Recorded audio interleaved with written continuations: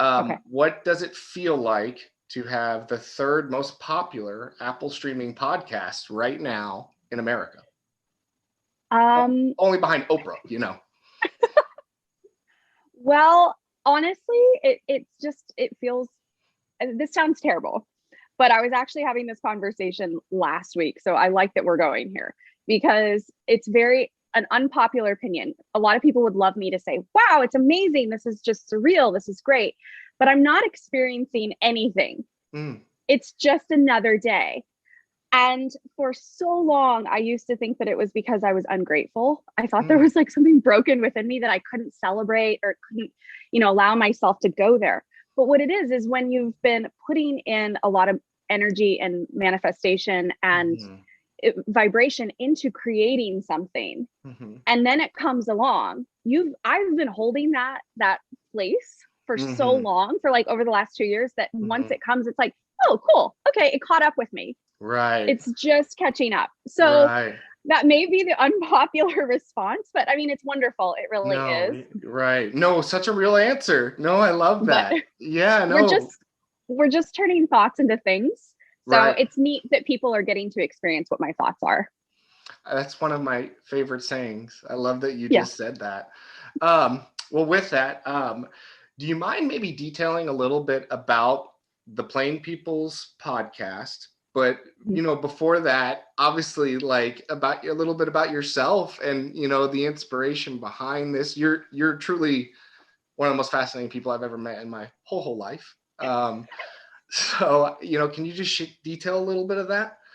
Yeah, guys, that's that's code for crazy. No, I'm joking.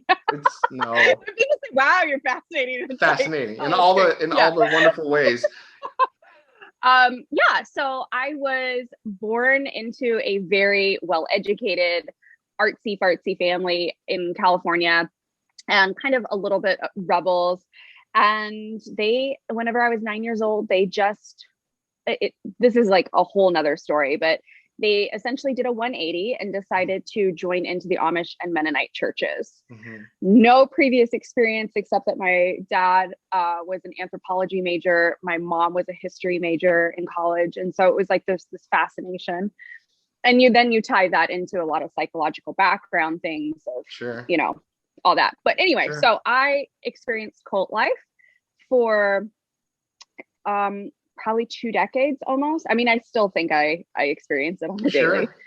Yeah. So anyway, so I left when I was 18 with a good 8th grade education at that, and made it through college. I'm a single mom. And and so in 2018, I started the podcast really to bring exposure to what was happening, all of the church cover-ups, but also just to kind of create conversations around what it's like to survive and to find our place in the world after experiencing severe sexual abuse, religious abuse, psychological abuse, emotional abuse, and finding an identity when you've never been given one until you leave. So that's really the gist of it. It's been quite amazing. Wasn't prepared for the podcast to take off, but it did. So here we are. And let me ask you this too. I didn't anticipate asking you this, but you're in your 5th season. How many seasons? Today is our 5th season. It is. Congratulations. It drops. Thank you. Yeah, congratulations.